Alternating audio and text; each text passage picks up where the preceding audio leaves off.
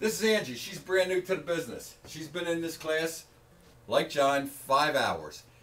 Angie, give us the entire steps to the sale. Go ahead. You're going to start out with your meet and greet. With the meet and greet, you're going to introduce yourself. You're going to introduce the dealership they're at. You're going to ask their names, their information. At the same time, you're going to find out how they found out about your dealership.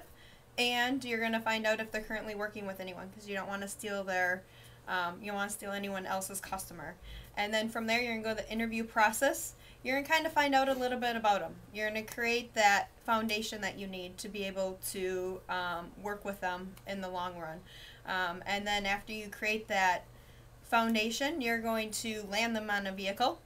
Once you land them on a vehicle, you're going to walk them around the vehicle, show them a little bit of the key aspects of that vehicle. Then you're going to walk them back to the showroom. You're going to offer them a beverage, maybe water, coffee, popcorn if that's what they're looking for a little bit. Then while you're doing that, you're going to go scan their driver's license into ProMax, and you're going to go get a key for the vehicle that you were looking at, bring it up to the showroom, park it next to their vehicle, and you are going to make sure that they're able to compare it. So before you even go back in, you're going to open that trunk, you're going to open the hood, you're going to open the driver door, and they're going to compare. They're going to look at the two vehicles sitting next to each other. You're going to show them a little bit more of the key aspects of that vehicle. Put the license plate on, take them on a demo drive.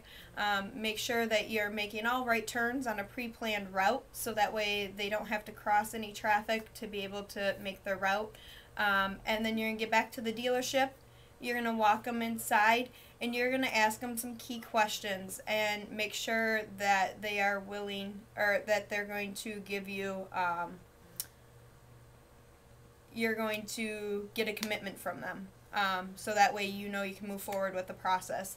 Once you get your commitment, you're going to get their evaluation for their trade-in if they have one. You're going to go out with them and appraise their vehicle. You're going to touch every dent, every scratch. You're going to look and make sure all the windows work, open the hood, open the trunk, make sure there's nothing that's suspicious about the vehicle.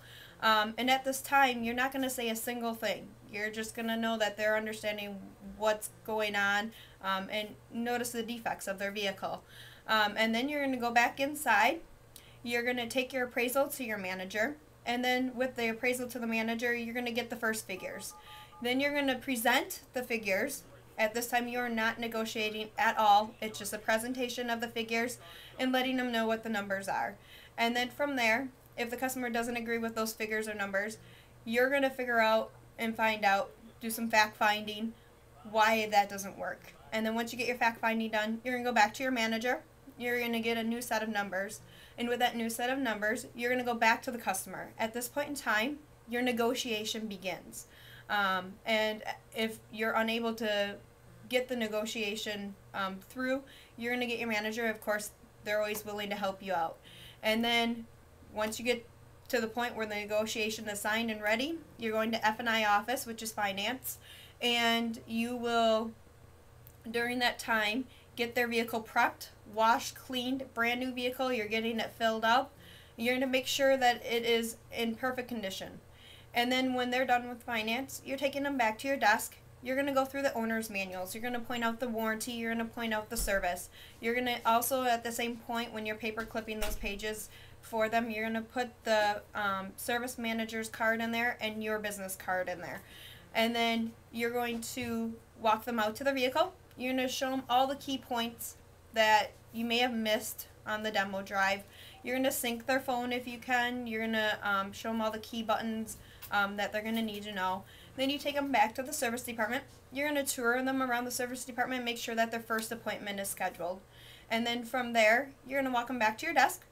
You're going to tell them about your report card, the CSI survey. And you're going to tell them the importance of it and how it has to be completely satisfied. Anything less than that would be failing.